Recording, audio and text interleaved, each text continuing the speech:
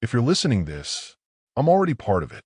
That was the first line in the transmission we intercepted 3 days ago. It came from the Mariana Trench, precisely 11,000 meters below sea level, and piggybacked off a decaying Soviet-era frequency. The message was wrapped in some kind of signal encryption that hadn't been used in over a century, until Eli Mora cracked it with a muttered curse and a flick of his gloved fingers. The screen stuttered. A single static-drenched frame appeared. Four silhouetted figures stood beside what looked like a rusted metal hull, impossibly large, half embedded in black stone. A submarine, massive, jagged, alien in design. Then the signal cut out. They say curiosity killed the cat. But we weren't cats. We were state-sponsored scientists, soldiers, and engineers with a billion-credit budget and a bottomless appetite for deep-sea anomalies. And we were already scheduled to launch. The Nereus 9 wasn't a submarine. It was a deep-diving leviathan of reinforced alloys and biometric seals, built for pressures that would liquefy a human in milliseconds. Sleek as a needle, quiet as death, it was engineered to reach the deepest part of Earth's oceans and bring back answers no one else dared to look for. The 6 of us who boarded it were supposed to be the best. Commander Kaido Run was the military presence, a lean man with a shaved scalp and a spine that snapped to attention even in zero gravity. He'd fought pirates off Europa and once held his breath for 8 minutes to rescue a crewmate lost in a decompression chamber. His first word when we showed him the transmission was simply go. Dr. Arya Volkov was the expedition's archaeological lead. She wore gloves even when she typed, and she spoke as if the room should listen to her or leave. Russian-born, she'd once carbon-dated a moon monolith with nothing but a toothpick and a hand lens. The message transfixed her. 2,000 years, she murmured, brushing her hair back. That can't be Earth-built. Eli Mora was our tech engineer and something of a mad genius. He believed machines could be haunted, not in the spiritual sense, but in the way dead systems sometimes behaved like they remembered being alive. He called it ghost code. He was already theorizing before we even hit the water. Harris Knox represented the money. A corporate observer from deep core maritime industries, he was the sort of man who checked his wristwatch before deciding whether your life was worth saving. His only goal was salvage rights. If this mystery submarine was made of alien alloys or ancient materials, he'd already sold its parts in his head. And then there was me. My name doesn't matter. Not anymore. I was the expedition's linguist and xenological analyst. My specialty was dead languages. I was supposed to make sense of whatever we found. Instead, I ended up being its mouthpiece. The descent took 9 hours. As the sun faded and the sea grew black, the outside world disappeared into a silence so total it made my bones ache. The hull creaked like an old church pew. Pressure tightened around us like an iron fist. The only sounds were our breathing, the occasional static from the intercom, and the faint buzz of the ship's reactor purring beneath our feet. By hour 5, we'd passed the known thresholds. Everything from there was guesswork. At hour 8, sonar pinged something massive, unmoving, 70 meters long, cylindrical but irregular, like a submarine designed by someone who'd only heard of one through whispers. Visual coming online, Eli said, wiping sweat from his brow as his fingers danced over the console. The monitor bloomed to life.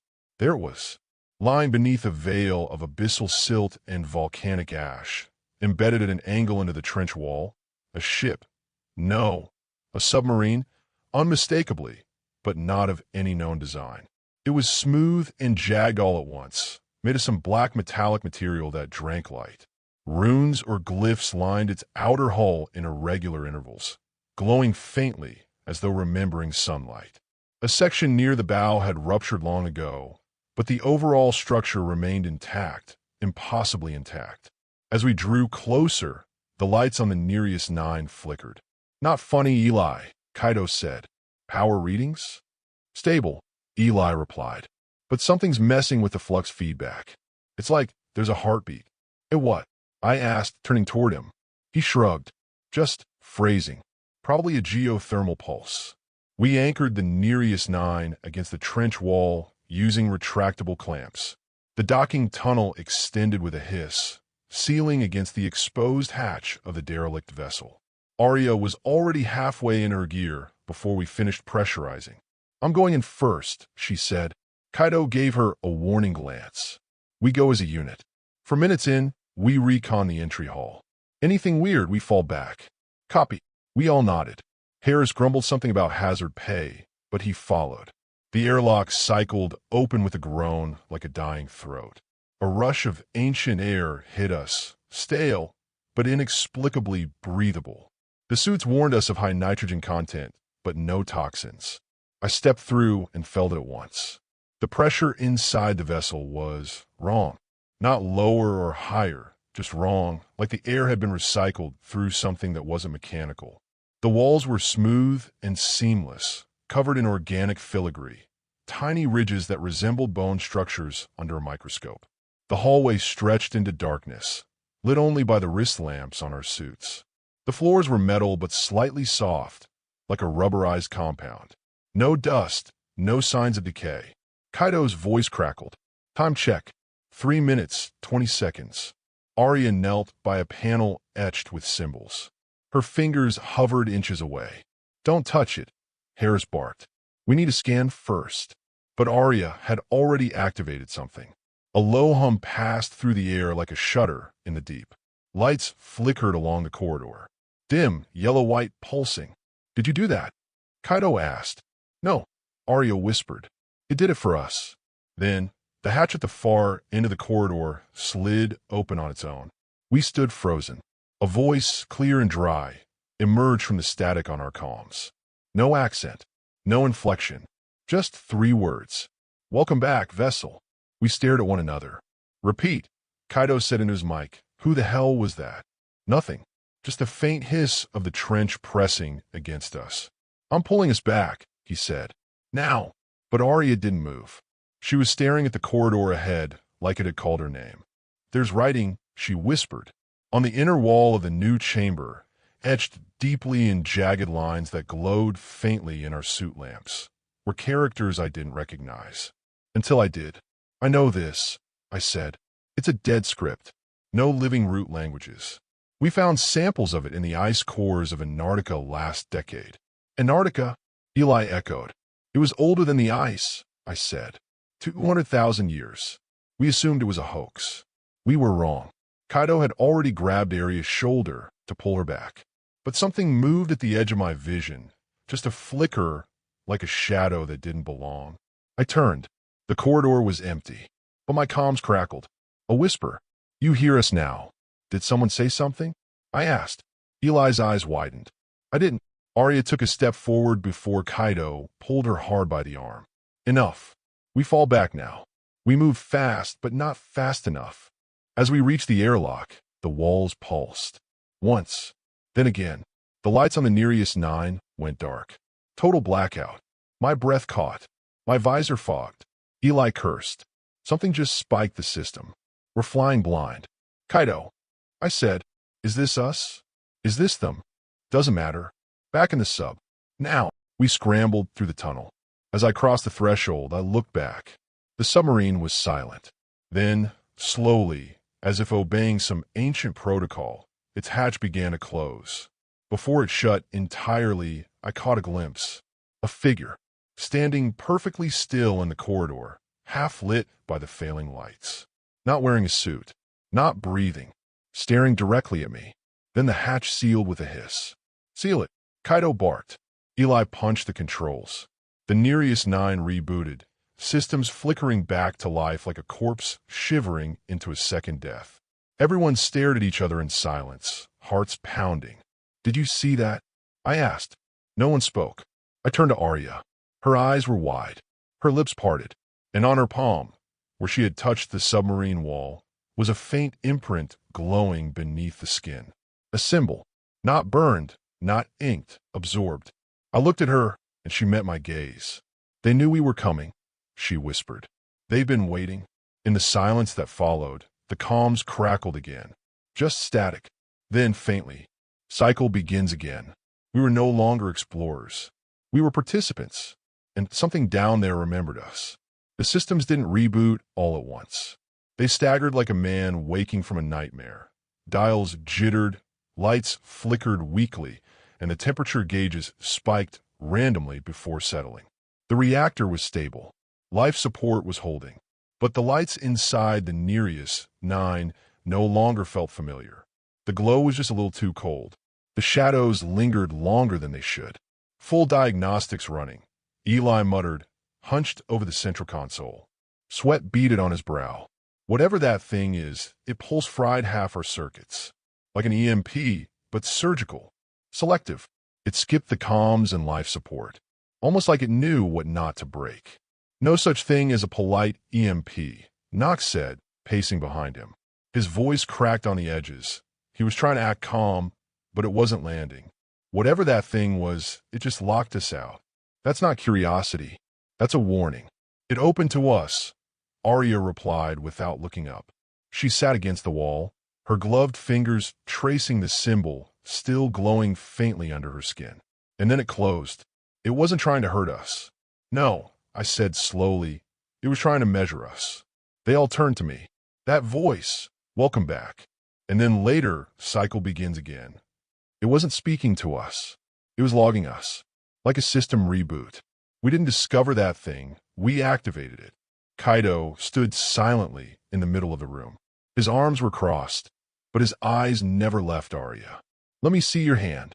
She hesitated for the briefest moment, then held it up. The skin glowed softly where the glyph had imprinted, like a tattoo made of bioluminescence. It pulsed faintly, synchronized with the soft whine of the ship's hull, as though her body had been plugged into something deeper than metal. It doesn't hurt, she said. It's not hot. It just resonates. Resonates, Eli said, eyes narrowing. With what? Knox demanded. Arya looked at me. I swallowed. Language has roots, even dead ones. The script we found inside, it's not just carved decoration. It's designed to be heard, like phonetic architecture. That's not a thing, Knox snapped. It is when the language predates spoken speech, I replied. It's a script that shapes sound, or maybe vice versa. There's rhythm to it. Recursion. Like it's built to echo across time. Great, Kaido said. Now we got time-talking walls. That clears everything up. A low metallic thump echoed from the submarine beyond the docking tunnel. We froze. Motion sensors, Eli said quickly. We've got something on the other side of the lock. Moving. Could it be the pressure settling? Knox offered. No, Eli replied without turning. It's walking. Kaido grabbed his rifle from the rack. Seal the outer airlock. Kill the link to the derelict. I can't, Eli whispered. It's already open. We all turned to the corridor. The tunnel connecting Nereus 9 to the derelict submarine should have been dark. Instead, a pale green light shimmered along its length, flickering like phosphorescent algae stirred by an invisible current. And then a shadow passed through it. Tall, thin, bipedal, gone in a blink. Nope, Knox said, already backing toward the weapons locker. We're leaving. Right now.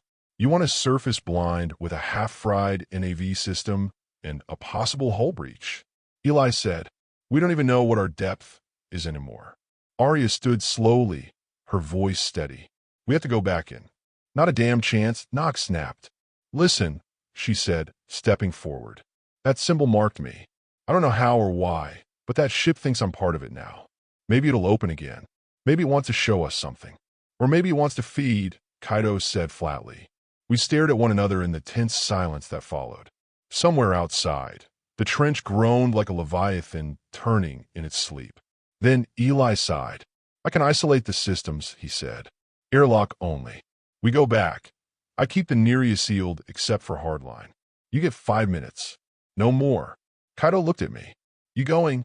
I nodded before I could think. If the ship is speaking a language no one alive understands, then we need someone who almost does. He grunted, then suit up. 5 minutes later, it was the same four, Kaido, Arya, Eli, and me. Knox stayed behind, monitoring systems with a rifle clutched tight in one hand and a bottle of amphetamines in the other. The tunnel was colder now. A frost traced the edges of the walls. Our helmet lamps illuminated the sealed hatch of the derelict, and to our shock, it was already open. The green glow from inside pulsed like a slow heartbeat. We stepped in. The air was thicker than before. The smell was impossible to describe, something between salt, ozone, and rotting flowers. But the internal lights had activated. Pale strands of illumination traced the corridor like veins in a bioluminescent sea creature. They seemed to react to Aria's presence, growing brighter as she walked. "I'm not doing this," she whispered. "It's reacting on its own." The ship's interior was no longer cold metal. It felt alive. The walls were smoother now, reshaped subtly, and the filigree had shifted. The script pulsed softly along the panels, and I realized it wasn't just decoration. It was a narrative, a continuous, flowing sentence. "It's a story," I murmured. "Some kind of record. Can you read it?" Kaido asked. "Not yet, but it started to make sense. The patterns are self-repeating, like genetic code. They want to be understood." Arya turned a corner, and we followed her into a chamber we hadn't seen before. It was vast, a cathedral of silence. The ceiling arched high above us, filled with concentric rings of floating orbs, metallic, suspended in midair. In the center of the room was a pod, a glass chamber half full of fluid, inside which floated a figure. Humanoid, elongated limbs, skin like pale quartz threaded with silver. Its eyes were closed, its body still. Tubes ran from the pod into the walls, feeding something deeper. The lights around it flickered, and a voice filled our comms. "We remember." Eli staggered back. "Who the hell?" "No language detected," I said. That wasn't English. That wasn't any human language. It translated itself directly to us. "Artificial telepathy?" Kaido asked. "More like psychic broadcast," Arya said. She had stepped closer to the pod, mesmerized. "It's alive, in stasis, dreaming." The figure inside twitched, and suddenly my vision shifted. For one heartbeat, I wasn't in the chamber. I was standing on a cliff under black skies, watching stars fall like fire. Great metal structures burned in the distance. Oceans churned with impossible beasts. And then I was back, gasping, sweating. "Did anyone—" "I saw it too," Arya whispered. Kaido raised his weapon. "Back away. Now." The voice returned, deeper this time. "We remember the oceans. We remember the stars. You buried us. You locked the door. Now it opens again." "This isn't human," I said. "This isn't from Earth." "It is," Arya said quietly. We turned to her. She stared at the pod, eyes wide with wonder. "This is what came before. Before us. Before everything." The pod hissed. Mist escaped from the seams. The figure inside opened its eyes. They were black, endless, and they were looking directly at me. I stumbled back, heart hammering. Eli shouted, "Get back. Now!" The pod didn't open. It just melted. The fluid drained into the floor. The figure stepped forward onto the deck. It was naked, but didn't seem to feel exposed. It was tall, at least 7 feet, and moved like it had joints we didn't. Kaido raised his rifle. "Don't," Arya said. "Please." The creature tilted its head. Not like an animal, like something trying to remember what movement felt like. Then it spoke. Not with words, not with sound, but with memories. Suddenly, I was drowning, sinking through oceans lit by dying stars. Hands reached for me, long, twisted metallic hands. I was something else, something ancient. I had a name once. I screamed, and I was back. My knees hit the floor. Kaido fired. The bullet passed through the thing like smoke. It didn't react. Instead, it raised one hand and touched Arya on the forehead. She gasped and collapsed. Kaido rushed forward, dragging her back, slamming the emergency beacon on his belt. "Eli, pull us out." "Trying." Eli's voice crackled. "The hatch is locking again." The creature watched us without moving. No anger, no fear, just curiosity. And then it said, in a voice that rattled the hull, "The cycle continues. The dreamer wakes." We scrambled back toward the hatch as the lights dimmed. Darkness chased us through the corridor. Static filled our helmets. Whispering, not words, just impressions. "You returned. You never left." We are all beneath the waves now. The airlock slammed shut behind us, just as the corridor vanished into black. The nearest 9 shuddered, rocked by something deep. Arya was still unconscious. Her vitals were stable, but her eyes flickered beneath their lids. Dreaming, or being dreamed of. Kaido pulled off his helmet and sank into the chair, breathing hard. Eli stared at the controls. Nox was pale and silent, holding his weapon like a child clinging to a teddy bear. I sat against the wall. Every part of me trembled. I looked at the derelict through the viewing port. It was pulsing now, alive, and I knew this wasn't a ship. It was a prison, and we just opened the door. Again, just like we always did. The submarine didn't pulse, it breathed. Through the Nereus IX's viewing window, the derelict loomed like a dormant leviathan stirring in its sleep. The soft glow of its hull beat in slow, rhythmic intervals, casting an eerie shimmer across the trench floor. We weren't drifting anymore. We were anchored by what we didn't know. The clamps we deployed were disengaged, yet we hadn't moved an inch. Arya hadn't woken since the dreamer touched her. She lay in a medical bay under Eli's supervision, vitals steady but unchanging. The symbol on her palm had spread, threading up her arm like vines of bioluminescent circuitry beneath her skin. She didn't twitch, didn't mutter, but her eyes moved under closed lids, darting like someone trapped inside a fever dream. "She's locked in REM," Eli said, not turning from the monitor. 15 hours straight. Impossible, but here we are. "Is she in pain?" I asked. "Neurologically?" "No, but I don't think that thing touched her brain. I think it bypassed it. Plug her directly into whatever that ship really is." "Can we disconnect her?" Kaido asked, voice low and grave. "No. We might kill her." Nox leaned in the doorway, his face waxen and glistening with sweat. He hadn't spoken much since we returned from the derelict. Now he just stared through the window at the black shape outside. 15 hours, he muttered. "You sure it hasn't been longer?" "What's that supposed to mean?" Kaido said, turning to him. "Clocks don't match. Mission log shows we've been down here 72 hours, not 48. That's not possible." Eli checked it. "Right?" Eli hesitated. "Yeah, and he's right." "What do you mean he's right?" I asked. "We've been down here 2 days. Ship says 3. Eli said. "Logs are corrupted. Timestamps looping. Some footage replays with changes. Our positions are wrong. Backgrounds shift. It's like we're inside a recorded loop that keeps rewriting itself. We're losing our minds." Nox snapped. "That thing did something to time. This whole trench is a goddamned echo chamber." Kaido didn't argue. He just stared at the view outside, jaw tight. "I want you both suited in 20, he said. "We're going back." Nox balked. "Like hell. You saw what happened last time. The thing walks through bullets. It walked through us. We didn't go far enough," Kaido said.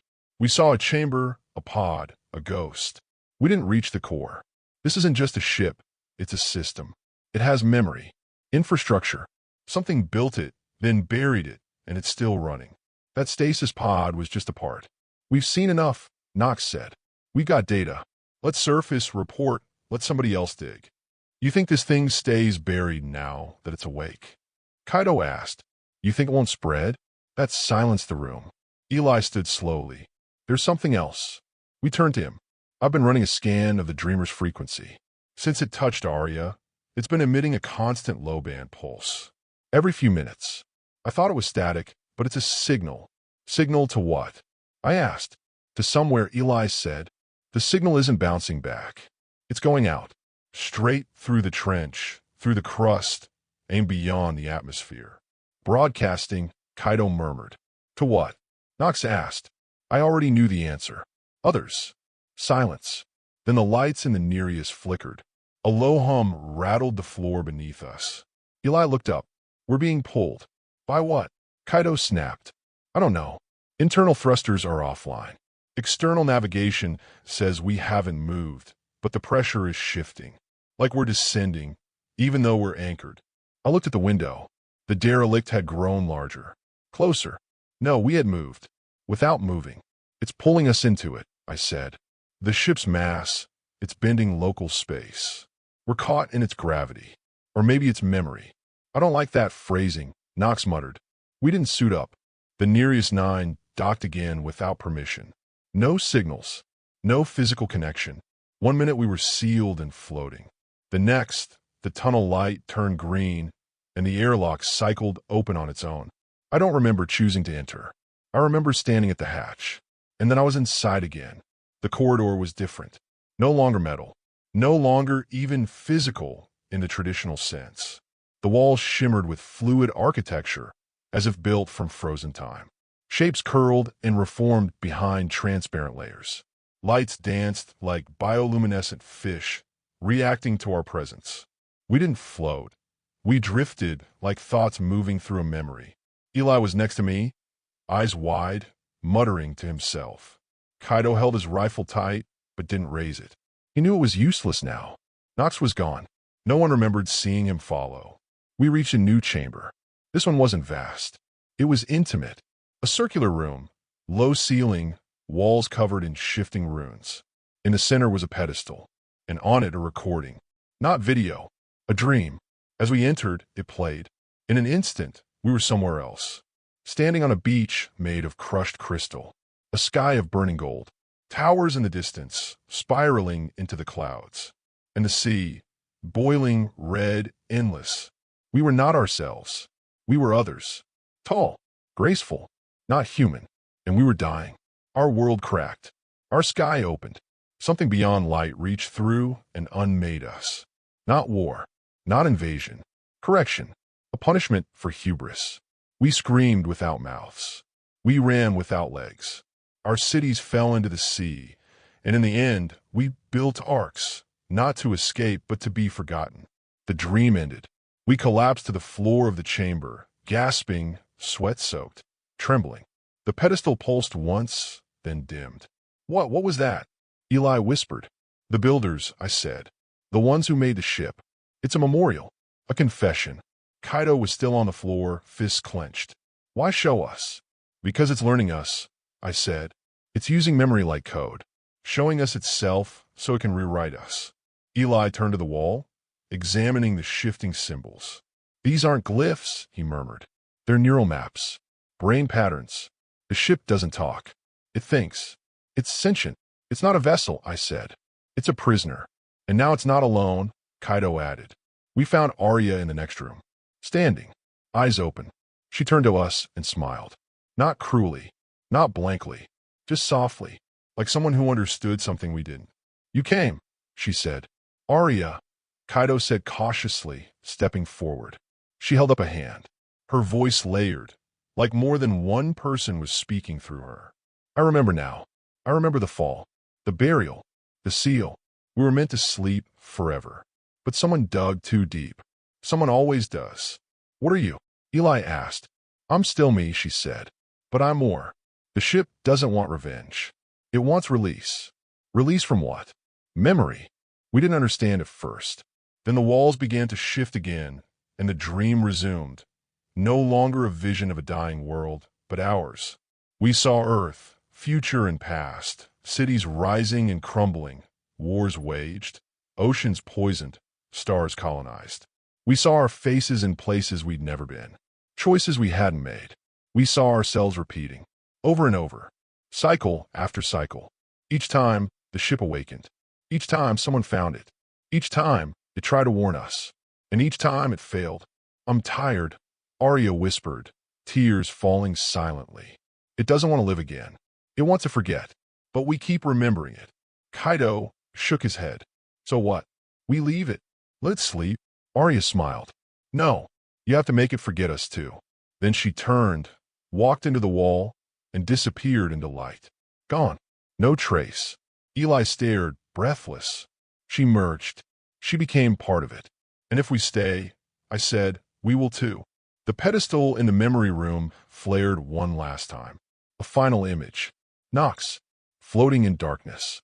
Eyes wide, mouth open, screaming in silence. Not dead. Not alive. Stored. Cataloged. Like a corrupted file waiting to be overwritten. Kaido grabbed my arm. We have to get out. We ran. Or drifted. The ship fought us, not with force, but with familiarity. Every corridor looked like a memory. Rooms from our childhood. Faces we loved. Words whispered by the dead. The ship offered comfort. Nostalgia. It wanted us to stay. We refused, and eventually it let us go. The airlock opened. The Nereus 9 was there, waiting. We sealed it behind us, and the moment we did, the tunnel vanished. No sound, no light. The derelict was gone. Kaido hit the ascent protocols. Eli rerouted power. I sat in silence, watching the void where the impossible submarine had been. As we rose, the lights of the trench faded behind us. We didn't speak. We didn't breathe until the surface light broke through the porthole. Only then did Kaido whisper, "What now?" Eli checked the logs. Time of ascent, unknown. Date, corrupted. Location, off-grid. Then a ping. An emergency beacon. Ours. Still transmitting. But not from us. From below. Deep. Far deeper than we ever were. I looked out the window, and in the clouded reflection of the ocean's surface, Arya stared back. We should have surfaced into sunlight. Instead, we emerged into dusk. Cloud-thick skies hung low and unmoving, casting the ocean in hues of gray and bruised purple. No satellites pinged us. No comms synced. The Nereus 9 rose into a world that felt paused. Time had passed. How much, we didn't know. Eli checked his instruments again. Clocks still corrupted. One says it's been a day. Another says 3 weeks. One claims it's the year 5631. Are we still on Earth? I asked. Kaido didn't answer. He stood by the hatch, helmet in hand, staring out into the horizon like a soldier returned to find his home changed beyond recognition. We powered the distress beacon manually. No automated channels responded. Our GPS was blank. We weren't just lost, we were unmoored. As if the surface we returned to wasn't the one we left. Look, Eli whispered. Off the port side, something floated. A buoy, red and half-submerged. Letters scraped raw by age and salt. Kaido maneuvered the sub closer. The paint on the side read, "Property of Deep Core Industries, established 2170. But that's, I started. Eli finished for me. Wrong. We launched in 2145. We stared in silence. Either the buoy was a relic of the future, or we had overslept by decades. Kaido exhaled slowly. We're going back to shore. Assuming there's still one, Eli said under his breath. Landfall came after 20 hours of silent navigation. When the sub finally breached the shallows of what should have been Guam's eastern coast, we found nothing familiar. No city skyline, no harbors, just tangled steel skeletons poking from sand dunes, half consumed by jungle. And silence, deafening, unnatural silence. Kaido took the lead as we disembarked. Weapons ready, eyes sharp, boots crunching over what looked like the remnants of a fallen satellite dish. Eli carried a backpack of salvaged data drives. I clutched the last working tablet, its screen flickering with static over topographic scans that made no sense. We reached what might once have been a control tower. Inside, the air reeked of mold and ozone. Rusted terminals blinked dimly, powered by who knew what. One console still worked. Eli tapped into it with careful fingers. I can't tell what year it is, he said. But these logs, look. He rotated the screen toward us. It displayed a series of global alerts. Oceanic seismic surges. Atmospheric distortion fields. Entire swaths of sea declared off-limits. Reports of hallucinations, mass disappearances, electrical anomalies. Then the final log. Do not approach the dreamers. If you hear them, do not listen. If you see yourself in the reflection, run. Beneath that, a date, June 2nd, 2207. 62 years. We hadn't escaped the dreamer. We had brought it with us. Maybe, I said slowly, we never left. Eli looked at me, frowning. You think we're still down there? I think we're in a version of here. Something the ship dreamed up. A failsafe. Or a reward. Or a cage. Kaido had stepped away, examining a mirror bolted to the wall. It was cracked, faintly warped, but even in its shattered state, his reflection didn't move as he did. I don't think that's me, he muttered. He raised his hand. The reflection smiled. He didn't. He stepped back fast, aiming his weapon, but the glass was empty again. Seen enough, he said. We move. Now. We crossed the remains of the facility, heading toward what looked like an uplink array, something we could piggyback a transmission off if it still had juice. On the way, we passed more evidence. A collapsed submarine in dry dock, bearing the same alien markings we'd seen on the derelict. They copied it, Eli whispered. Humans. They tried to rebuild it. Or it built itself, I replied. Using us. At the uplink, Kaido and Eli jacked into the still-humming mainframe. It flickered, whined, and then miraculously connected. Not to orbit, not to any station, but to something under the Pacific. A name scrolled across the screen. Tethys Protocol. Active. Eli, Kaido said, what is this? Eli's fingers flew across the screen. His voice trembled. Tethys was a failsafe. A project buried beneath the ocean to contain anomalous tech. But this log says it was overrun by biomechanical incursions of unknown intelligence. That was 3 years ago. A second message blinked below it. Tethys 3 activated. Broadcasting. What is it broadcasting? I asked. Eli clicked to the next screen. A waveform appeared. Familiar. The same signal the derelict had pulsed. Except this one was louder. Stronger. Earthwide. We stared at each other. It wasn't just awake. It was calling others. Shut it down, Kaido ordered. I can't, Eli said. It's not coming from here. It's coming from beneath. Deeper than we went. That derelict was just a relay. I looked out at the ocean. The waves were calm. But beneath them, I could feel it. Breathing. Watching. And remembering. Kaido set the charges without being asked. If this place was transmitting, we would silence it. We retreated back to the sub, climbed inside, and watched from a safe distance as the uplink tower crumbled under its own implosion, sparks lighting the dusk like fireflies. It didn't matter. The signal kept broadcasting. From somewhere else. We knew what came next. Eli said it out loud. The words none of us wanted to voice. This is how it spreads. Not like a disease. Like a story. That night in the sub I dreamed. Not of oceans, but of stars. Millions of them, dead and silent, each with a drowned world orbiting it. And in the depths of each world, another dreamer, another prisoner, or maybe fragments of the same one. And they were all waking. I awoke, gasping. My reflection in the porthole was smiling again. I wasn't. We found a vessel 6 days later, manned but dead inside. The crew had torn out their own eyes. No sign of violence otherwise. Just madness. Every mirror in the ship shattered. Every screen pulsing the same phrase in 50 languages. Do not trust their human faces.